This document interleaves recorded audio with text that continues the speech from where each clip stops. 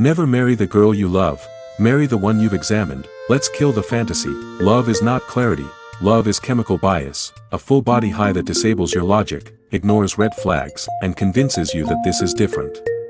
But if you make marriage decisions while you're high on her smile, her body, or her vibe, you'll wake up in a courtroom wondering how you missed the obvious.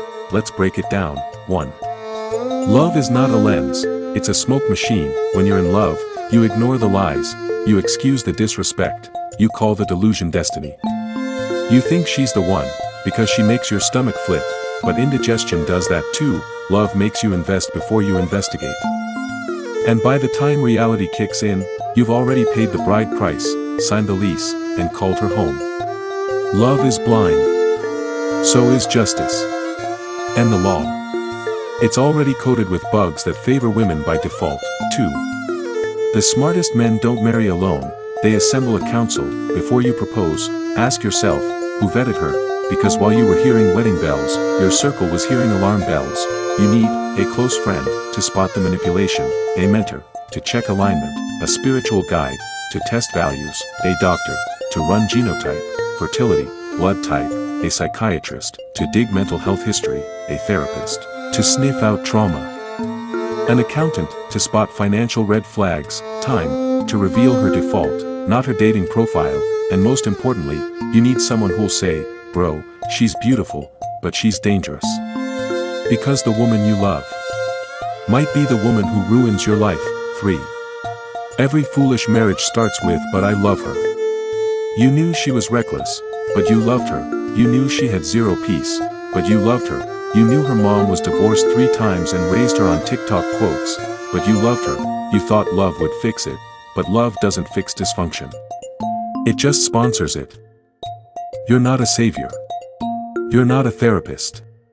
You're not a rehabilitation center. You're a man with purpose, and you can't afford to marry chaos with a cute face. 4. Build your vetting team before you fall in love. Here's the real danger. Once you're hooked on her, your brain recruits yes men. You cut off your wise friends. You ignore the mentor who warned you. You avoid your mom's calls because she doesn't get it.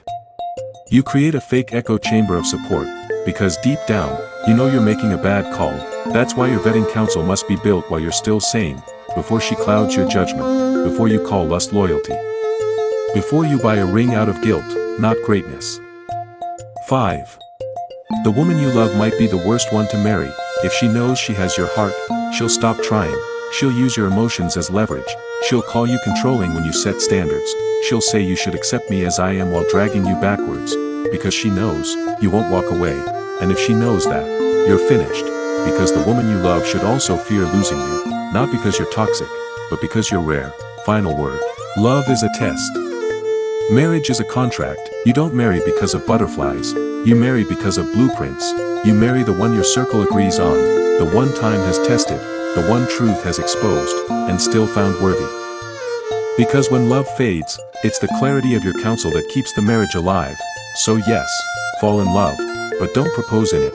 Get sober, then let wisdom choose the woman your future depends on, because the woman you marry is not just your wife, she's your co-author, co-founder, and co-defendant if she gets crazy.